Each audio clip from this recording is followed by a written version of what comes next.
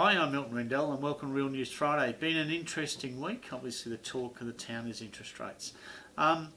Look, I think most have been talking about, economists have been talking about for some time, and the reality is that we've had incredibly low interest rates for such a long period of time, and they still are low in comparison to where we were, say, 4 to 5 years ago. And I'm probably the old school when we used to pay 17%, so to me it's fairly low.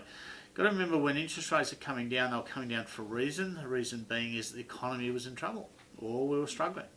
As you start to improve, things start to get adjusted. So people ask me about inflation and things like that, and the byproduct of more wages out there and more disposable income creates inflation. So there's it's either one or the other, and we'll go through sort of a transit period now.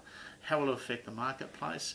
I think what it will do is probably take the borderline buyers out, which is a pity, but again, the stock levels have been relatively low. So it may put some pressure on people who are probably only could just afford to get in the marketplace based as it was. Will be interesting to see when some of the house and land packages are finished.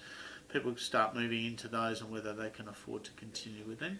But that's pretty typical and pretty normal in our economy, and this is a cycle which I've seen repeated many times during my career in real estate.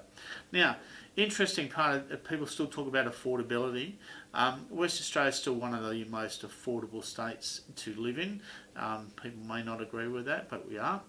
As far as portion of income or family income that's spent owning a home for on a mortgage, on average about 26.6%, but on rentals it's 20.4%. So that's compared to, say, New South Wales. New South Wales, for rents, usually 26.9% of their income is contributed towards their rentals. So we're number 2 in terms of rentals, just a touch behind Victoria. Victoria's at 20%. But New South Wales is certainly, when it comes to affordability of housing, is up at 46.5% of disposable income is used for repaying mortgages. So that's an interesting one in itself. So put a line through it. WA still affordable, still going in the right direction. That still may attract hopefully people from the eastern states if they look at us that way. Now, in terms of the market last week, there was 1,005 sales through the marketplace. That was up about 5.6% on the previous week.